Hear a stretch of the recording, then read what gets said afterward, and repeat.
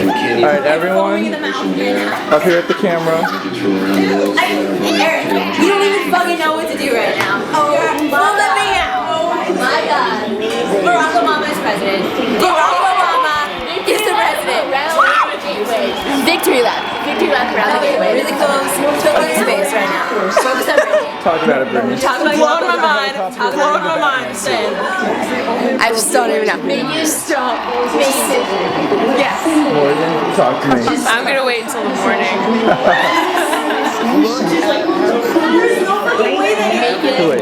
To all Americans, all of us, the election with the step forward this one man. I think African Americans will see this as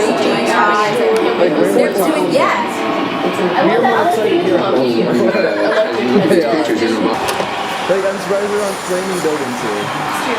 Happy Barack Obama. Secrets, like, people like trained on us with guns. That one, yeah, that's just safe. The one I know. Varela! He's gonna speak soon? Oh shit. Obama is giving his speech soon! Get back to your house with your pots and pans! Do you guys want to go home and watch Obama? Obama's grandma. Alright, we are headed home to watch Barack Obama give his acceptance speech to the presidency of the United States of America.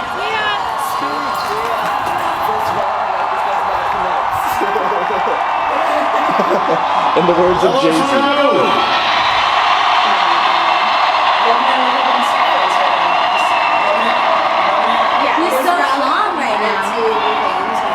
That is a good trait in a president.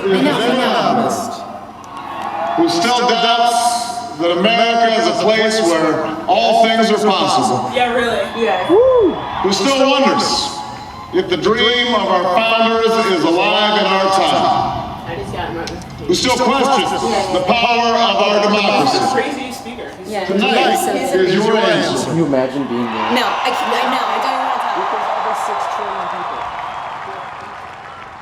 It's the answer told by lines that stretched around schools and churches in numbers this nation has never seen. By people who waited 3 hours and 4 hours, many for the first time in their lives, because they believed that this time must be different, that their voices could be that difference. It's the answer spoken by young and old, rich and poor, Democrat and Republican, black, white, Hispanic, Asian, Native American, gay, straight, disabled and not disabled, Americans who sent a message to the world that we have never been just a collection of individuals or a collection of red states and blue states. We are and always will be the United States of America.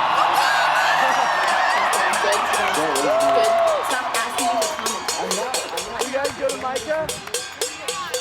Nice. It's the answer that led those who've been told for so long by so many to be cynical and fearful and doubtful about what we can achieve, to put their hands on the arc of history and bend it once more toward the hope of a better day. It's been a long time coming, but tonight, because of what we did on this day, in this election, at this defining moment, change has come to America. What kind of changes he can make in 4 years after it took him 20 years to screw it up? We'll see if he can, how much he can get accomplished in the 4 little years he gets. Maybe he'll be a Bush. Extraordinarily gracious call from Senator McCain. Senator McCain fought long and hard in this campaign. He's fought even longer and harder for the country than he lost. He has endured sacrifices for America that most of us cannot begin to imagine. We are better off for the service rendered by this brave and selfless leader. I congratulate him. I congratulate Governor Palin for all that they've achieved. And I look forward to working with them to renew this nation's promise in the months ahead.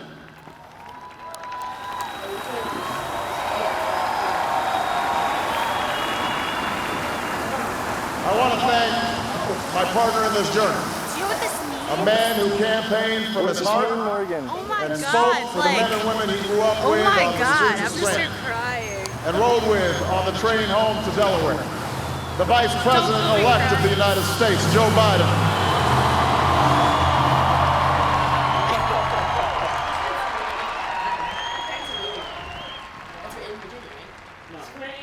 And I would not be standing here tonight without the unyielding support of my best friend for the last 16 years, the rock of our family, I don't know what to do right now. the love of my life, I have to be the out here right nation's now. next First Lady, Michelle Obama. I just got off of work, chilling with all the black campus safety guys, and we all just made the grilliest moves we ever could in our lives. Sasha and Malia, I love you both By hula hooping? more than you can imagine. And you have earned the new puppy that's coming with us to the White House.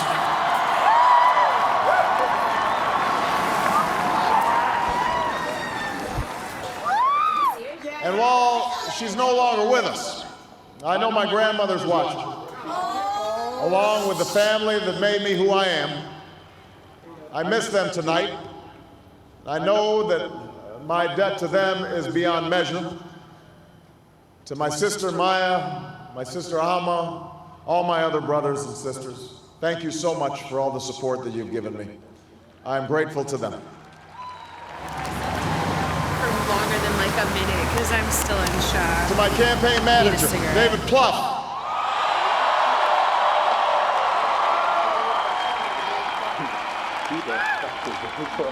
The unsung hero of this campaign, who built the best political campaign, I think, in the history of the United States of America. To my chief strategist, David Axelrod, who's been a partner with me every step of the way. Morgan's gonna do a cartwheel because she's so campaign fucking team excited. ever assembled in the history of politics. You made this happen, and I am forever grateful for what you've sacrificed to get it done. But above all, I will never forget who this victory truly belongs to. It belongs to you. It belongs to you.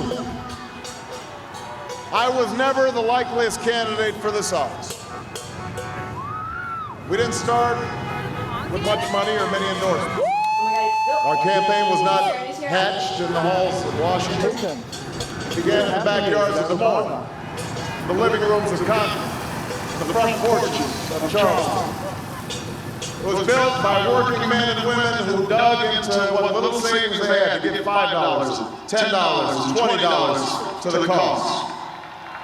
It grew strength from the young people who rejected the myth of their generation's apathy, who left their homes and their families for jobs that offered little pay and less sleep. It drew strength from the not-so-young people who braved the bitter cold and scorching heat to knock on doors of perfect strangers, and from the millions of Americans who volunteered and organized and proved that more than 2 centuries later, a government of the people, by the people, and for the people has not perished from the earth. This is your victory.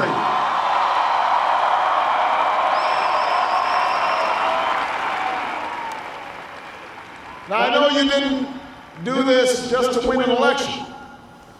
And I know you didn't do it for me. You did it because you understand the enormity of the task that lies ahead. For even as we celebrate tonight, we know the challenges that tomorrow will bring are the greatest of our lifetime. 2 wars, a planet in peril, the worst financial crisis in a century. Even as we stand here tonight, we know there are brave Americans waking up in the deserts of Iraq and the mountains of Afghanistan to risk their lives for us. There are mothers and fathers who will lie awake after their children fall asleep and wonder how they'll make the mortgage, or pay their doctor's bills, or save enough for their child's college education. There's new energy to harness, new jobs to be created, new schools to build, and threats to meet, alliances to repair. The road ahead will be long. Our climb will be steep. We may not get there in 1 year or even in one term, but America, I have never been more hopeful than I am tonight that we will get there. I promise you, we as a people will get there. I know that I went to the liquor store and they gave me a lot of props for being from Chicago. Nice. Did they give you free liquor? Yeah, I got my free bottle of champagne, or my free thing of champagne. There you go. There will be setbacks and false starts. There are many who won't agree with every decision or policy I make as president. And we know the government can't solve every problem. Yes. But I will always be honest with you about the challenges we face. I'm so glad. I will listen to you, especially when we disagree. And above all, I will ask you to join in the work of remaking this nation the only way it's been done in America for 221 years. Block by block, brick by brick, calloused hand by calloused hand. What began 21 months ago in the depths of winter cannot end on this autumn night. Get home! This victory alone is not the change we seek. It is only the chance for us to make that change. And that cannot happen if we go back to the way things were. It can't happen without you, without a new spirit of service, a new spirit of sacrifice. So let us summon a new spirit of patriotism, of responsibility, where each of us resolves to pitch in and work harder and look after not only ourselves but each other. Let us remember that if this financial crisis taught us anything, it's that we cannot have a thriving Wall Street while Main Street suffers. In this country, we rise or fall as one nation, as one people. Let's resist the temptation to fall back on the same partisanship and pettiness and immaturity that has poisoned our politics for so long. We'll find out tomorrow. Let's remember that there was a man from this state who first carried the banner of the Republican Party to the White House, a party founded on the values of self-reliance and individual liberty and national unity. Those are values that we all share. And while the Democratic Party has won a great victory tonight, we do so with a measure of humility and determination to heal the divides that have held back our progress. There's faith in America. As Lincoln said to a nation far more divided than ours, we are not enemies, but friends. Though passion may have strained, it must not break our bonds of affection. And to those Americans whose support I have yet to earn, I may not have won your vote tonight, but I hear your voices. I need your help, and I will be your president too.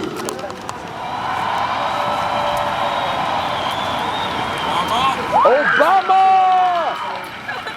And all those watching tonight from beyond our shores, from parliaments and palaces, to those who are huddled around radios in the forgotten corners of the world, our stories are singular, but our destiny is shared. The new dawn of American leadership is at hand.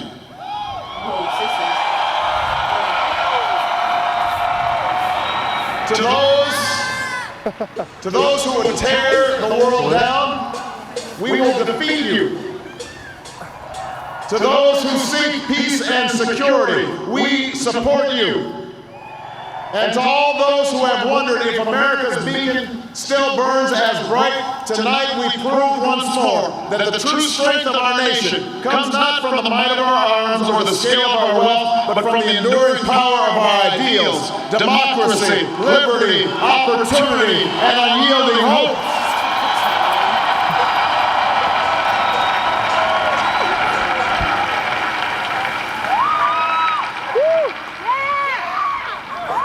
That's the true genius of America.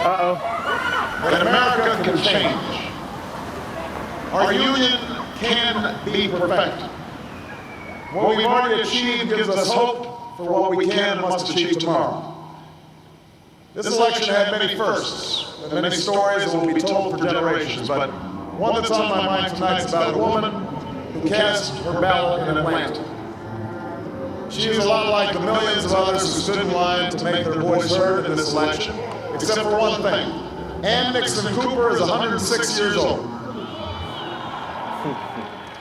She was born just a generation past slavery, a time when there were no cars on the road or planes in the sky. When someone like her couldn't vote for two reasons, because she was a woman and because of the color of her skin.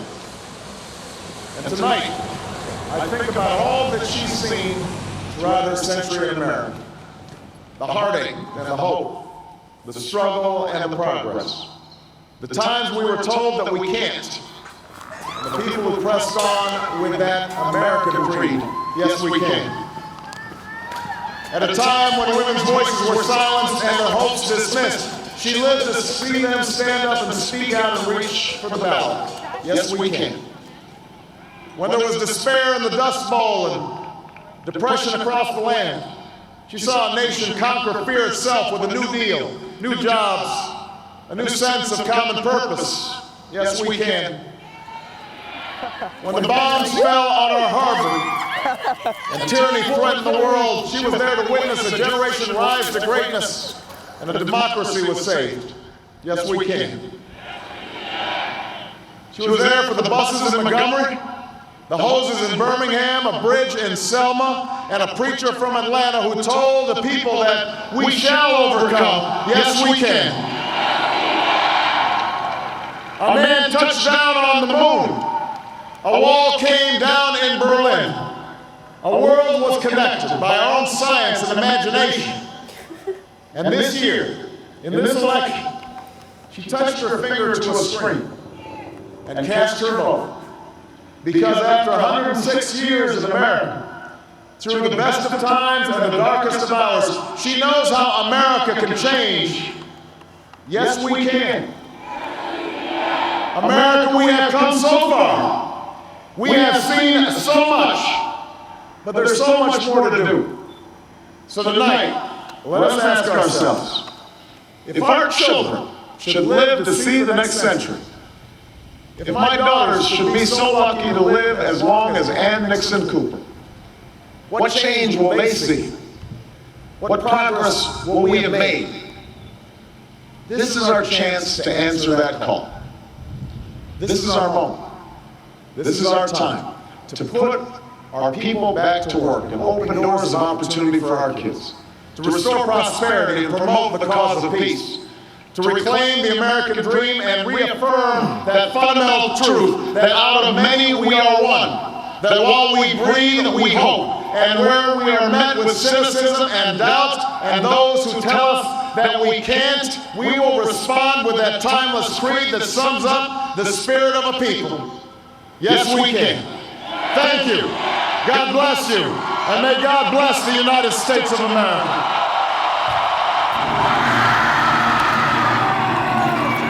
Obama! Yes, Obama did win. I'm very happy about that. Oh my God. So happy. Oh my God. So good. I don't want to do this, Eric. I know. Why are you videotaping this, Eric? Because it's happening. Everyone is screaming and running around in circles upstairs. Like, everyone's like burst out of the rooms. People were dragging each other around. They're jumping up and down. This is Sophmore. Yeah, like on each other's backs, screaming Obama.